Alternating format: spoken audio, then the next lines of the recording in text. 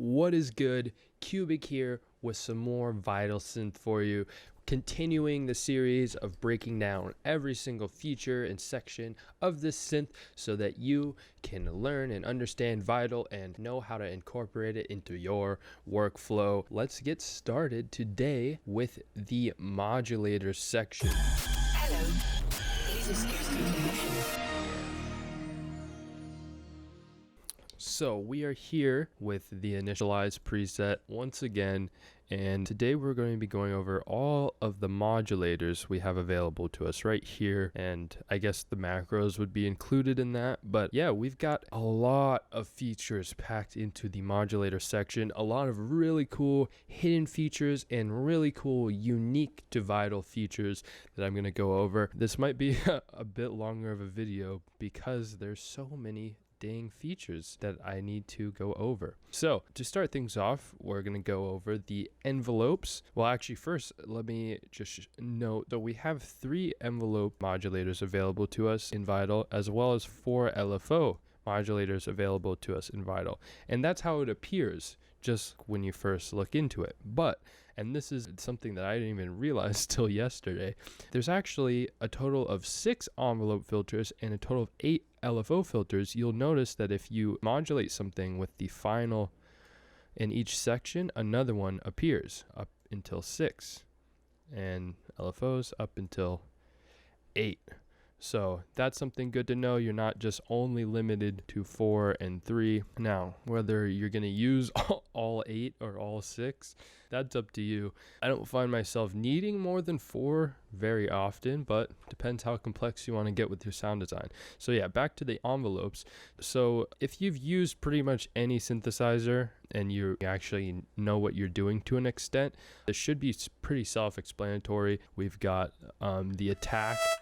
So just like Serum, the first envelope is by default attached to the volume automation of the oscillators. So when I bring the attack up, it automatically affects the attack of the oscillators. So we have delay, which means that if you press down a note, there's a delay. So if I have 1.0045 seconds when I hold this note, it won't start till 0.054 seconds. So next is attack. The attack is basically how long it takes for the volume of the sound to reach its max volume.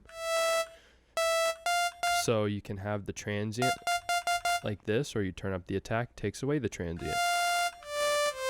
You turn it up like this, it turns it into more of a pad, or like a string. So if I turn down the sustain for a second so I can show you what hold does, basically sustain allows you to hold down the note, and however long you hold it, it stays at the same volume or at whatever volume you set the sustain to. But let me turn it off so I can demonstrate what hold does. So if I turn off sustain, you get like a pluck. And when I hold the note down, the sound only stays there as long as the decay is set. So if I turn the decay down to here, you just get a pluck. If I turn the decay up to here, you get more of a sustained note. Now hold basically holds off that decay for when you stop holding the note. So the hold button pretty much makes it so that you can have a somewhat sustained note depending how long you set the hold for. So if I set it for 4 seconds, that means I can hold down the note and it'll stay the same volume for up to 4 seconds. I should have put it at a lower octave because that probably hurt your ears, so I'm sorry. But without the hold at all, you get the pluck again. Now, decay is essentially the release when you're just doing like a little envelope note like that. But if you have sustain on, you can mess with the release knob, which basically is how long it takes for the volume to reach 0 once you release the note. So I'll hold it down for a second, and then when I release it, you hear there's like a little bit of a delay, or if I turn the release longer, it's a lot more noticeable. But yeah, so the envelope's pretty self-explanatory. There's not much to explain. It's just your typical ADSR envelope that you can control. And like I said, the first one is tied automatically to the volume of all the oscillators and the sampler. So I'm going to get into the deeper, more important things, which are the LFOs. So as you could probably tell already, all you have to do to map things to LFOs and envelopes is to just hover over the one you'd like and place it on whatever characteristic you want to map. Most things in Vital are able to be mapped. Let me turn it to something noticeable. All right, so on the LFO here, we've got a few features available to us up here. So first off, you can change the X grid, so the vertical grid or the horizontal grid up here, which just basically gives you a lot more flexibility the higher you turn it up.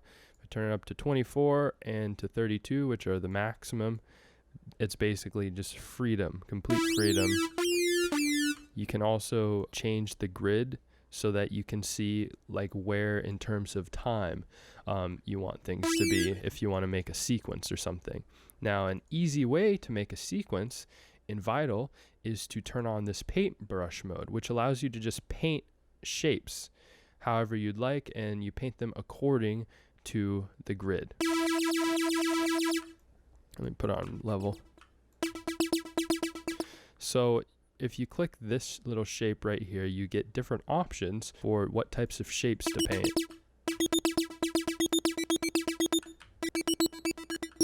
So a step is like every full block of the grid.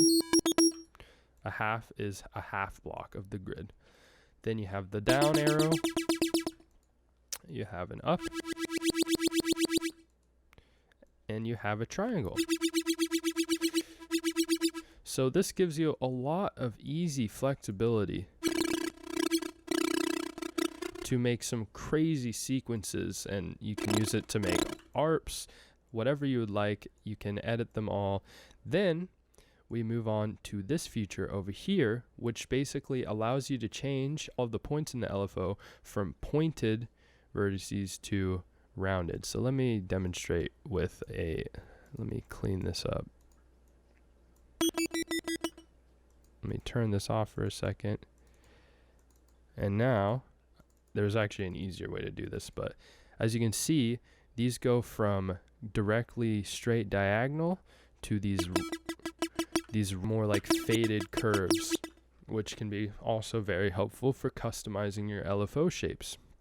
Now, if you make a really cool shape like this, you can actually right click on here and save your LFO to one of these folders up here. So this is where you can select your LFOs, and there's obviously factory LFOs, there's ones that you can make, and then you can also choose your favorites. And I forgot to tell you in the previous episodes, but yeah, you have the ability to favorite presets and wavetables or whatever you like, so then you can just get quick access to your favorite ones. So yeah, you click on here, you can save to LFO. You can also copy your LFO and paste it into another LFO section and then modify it or do whatever you'd like. You can also flip horizontally your LFO, which is helpful. You can flip it vertical, so you can get some really cool variations without much work. You can also import in LFOs from your friends or from one of my future Vital LFO packs. Stay tuned for that stuff. You can also export your LFO and create your own pack of LFOs. So these are all the features available to you if you just right click.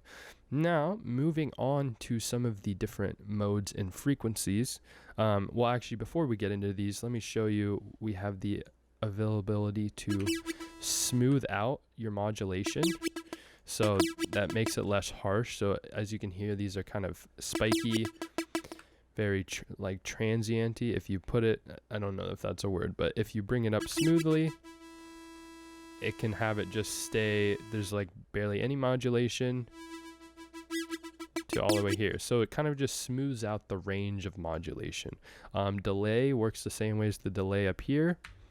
It takes longer for this to activate based on how long you set the delay for. And then we have this thing called stereo, which basically it's this very unique feature that Vital has available to you. You can use it on LFOs, or you can right click on a modulation and click make stereo, or you can use this stereo modulator right here, which I'll get into these in a bit, for a constant stereo effect. But basically what stereo does is it separates your modulation into a left phase and a right phase. So if I put it on stereo, this whole LFO, anything I drag this LFO to will be placed separated into this left and right modulations. So as you'll hear in 1 second, and as you'll see, there's a green and a blue line that will appear up on this modulation.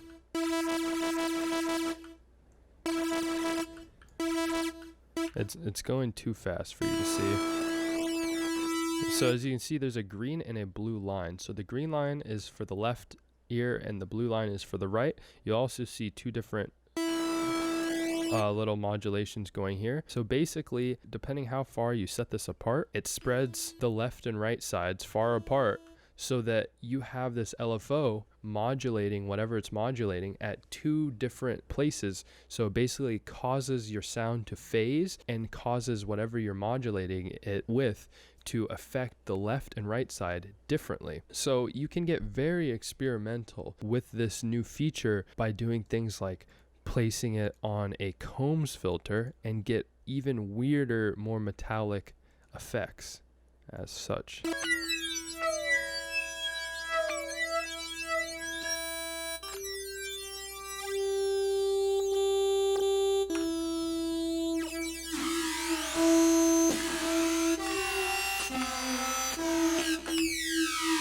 So that's with no stereo, with stereo.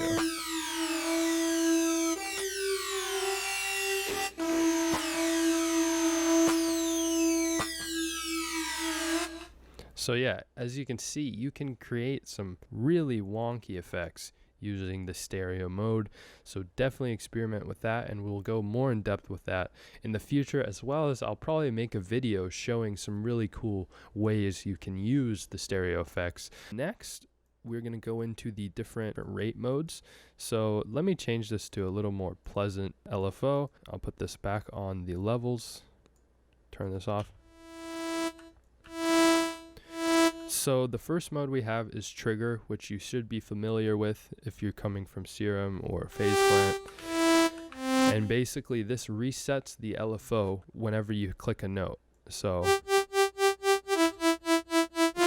when I change notes, it resets the phase of this LFO. Now if I change it to sync, and by the way, both of these are tempo synced with whatever your project is set at. Sync mode basically keeps the LFO going no matter when you change notes. So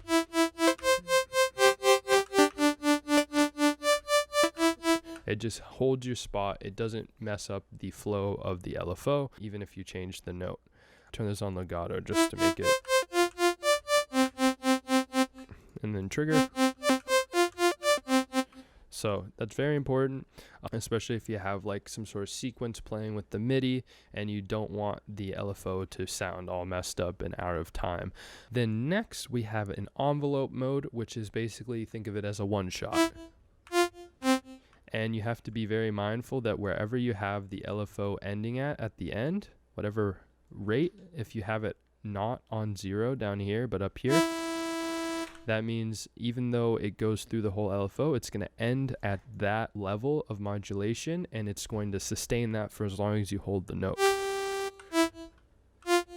Next, we've got the sustain envelope, which this is basically it makes it so the LFO doesn't activate until you release a note. So I'm holding down a note right now, and once I release it, so that's something I've never seen in a synthesizer before, and it's kind of crazy how many ways you could use that, especially if you're making more melodic, instrumental sorts of things. You can give your instruments really unique tails. I'll be going over more with the sustain envelope in a minute because I'm going to show you what this special knob does and how it affects the sustain, actually all of these tempo options. So next we have loop point, which basically it loops your LFO at a certain point. In order to adjust the point that it loops at, you want to take the LFO phase knob thing, and wherever you set it on your LFO is the point it'll loop back at. So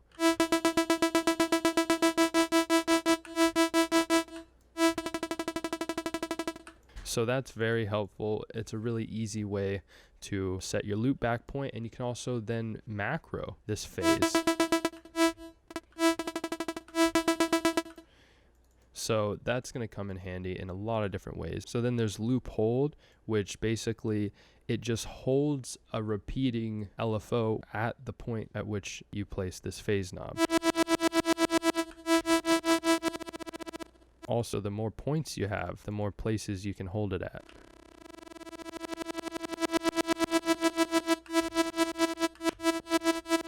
So that can also come in really handy if you want to macro it. So yeah, now we're just scratching the surface of this little knob right here, because if we go back to the sustain envelope, you can also choose how much of this plays out beforehand. So basically, like I was showing you, this doesn't play until I release a note. But let's say I want the first half to play, and then once I release the note, I want the second half to play. I bring it to the middle, and then it releases it. So basically you can create your own custom release. Like, so we have the release here, but the release exists only in this kind of down sweeping triangular thing. But now we have our own, like if I wanted to, I could release this as a sequence. So you can basically create your own custom release. Next, on the envelope, this can change the phase at which the one shot starts in your LFO. Same thing with trigger and sync. You can have that first initial hit of these two LFOs start somewhere else in the LFO shape rather than just starting at the beginning, which would be the normal way things work. So yeah, those are the different frequency modes, some of which are pretty unique to Vital and something I haven't seen in some of these other synths. Next, we have the ability to change the frequency at which the LFO goes, as well as to completely freeze the LFO.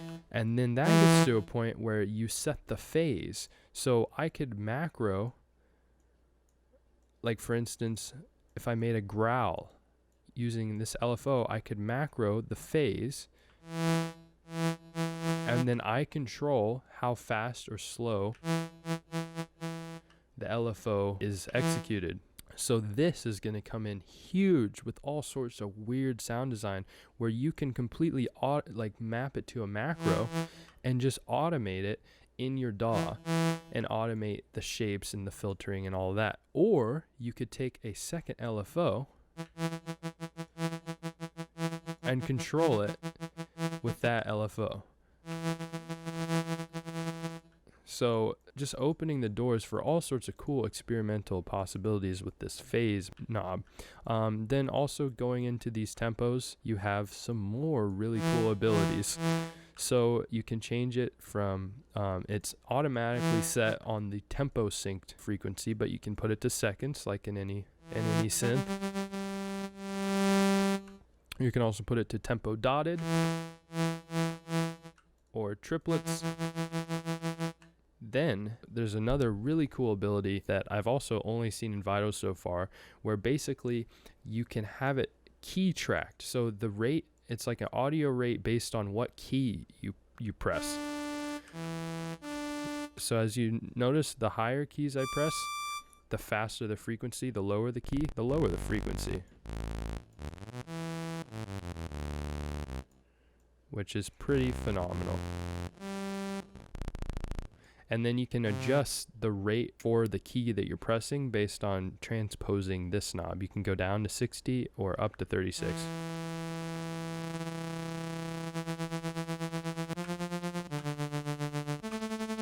So this is a great way to make some really cool respaces, for instance, without having to rely on using the detune to set the phasing.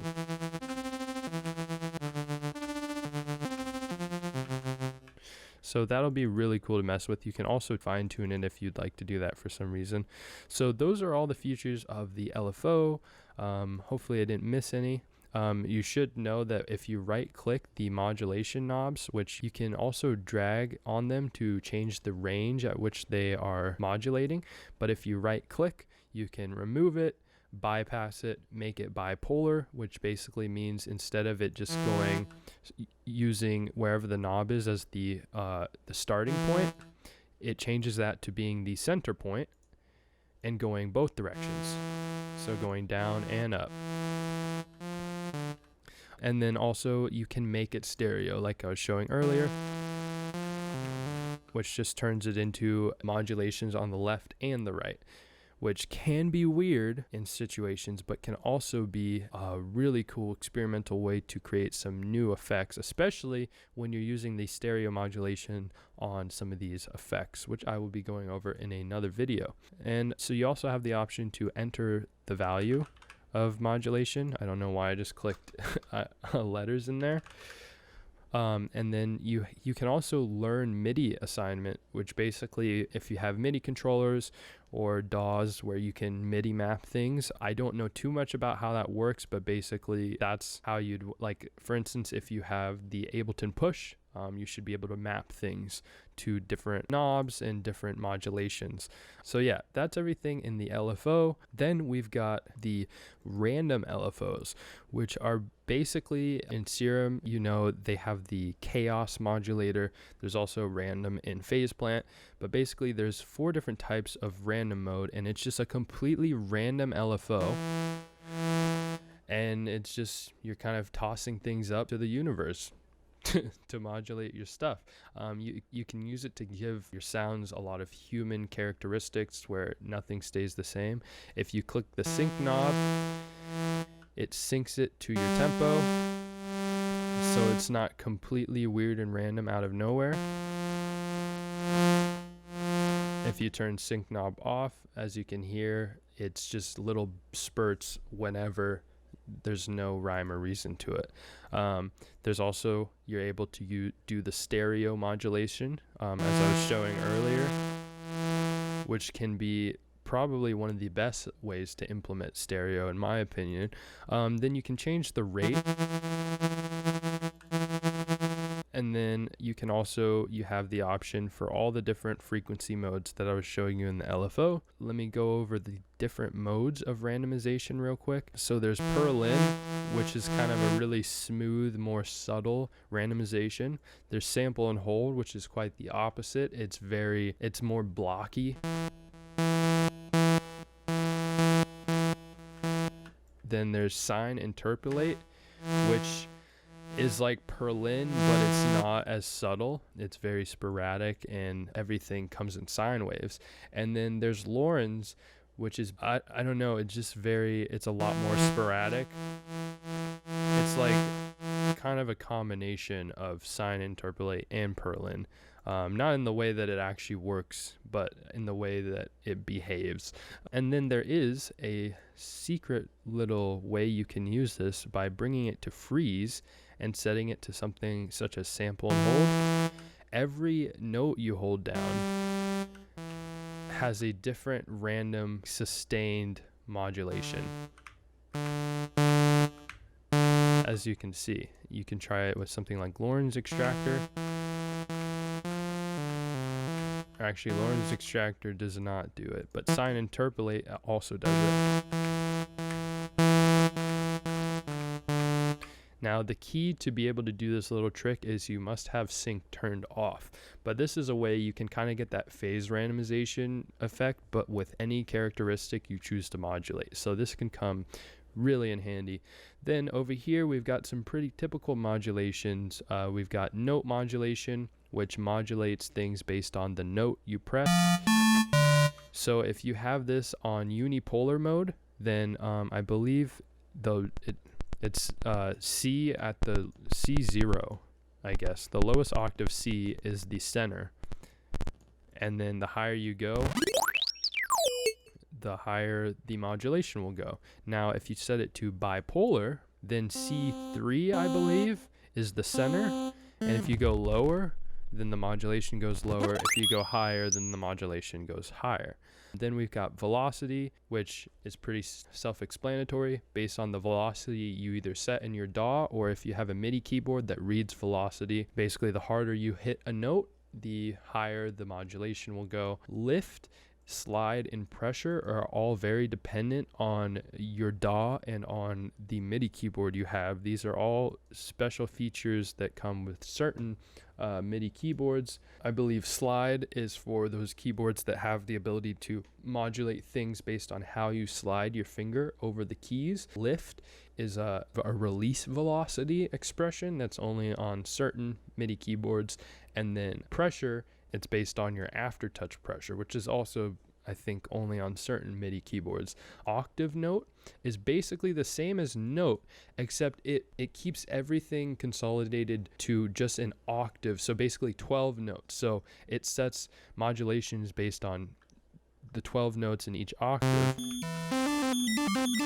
But if you change octaves, it still keeps that same amount of modulation. So whereas if you have a note on, if you play a note on the highest octave and then the same note on the lowest octave, all right, I think that'd be this, like it's two different amounts of modulation. But if it's on octave note, then this is going to be the same amount of modulation as this.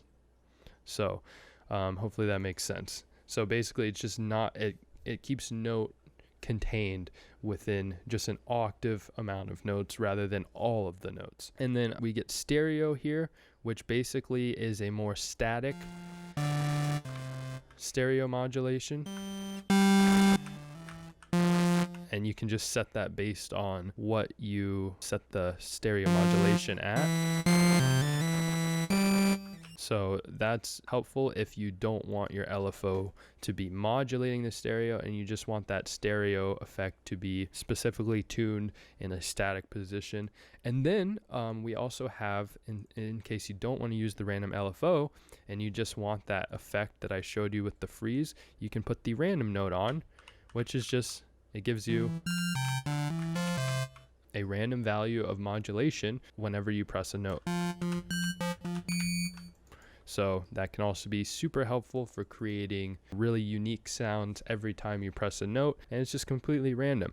So that should sum up all of the modulation available to you in Vital. Let me know if I missed anything, and feel free to ask any questions you have in the comments, and I'll try to be quick to respond to you and elaborate on things that I may not have covered properly or elaborated enough on. If you know more than me and I got something wrong, correct me down in the comments. I want this to be as informative and correct as possible. So yeah, if you liked this video and this really helped you, definitely give me a like.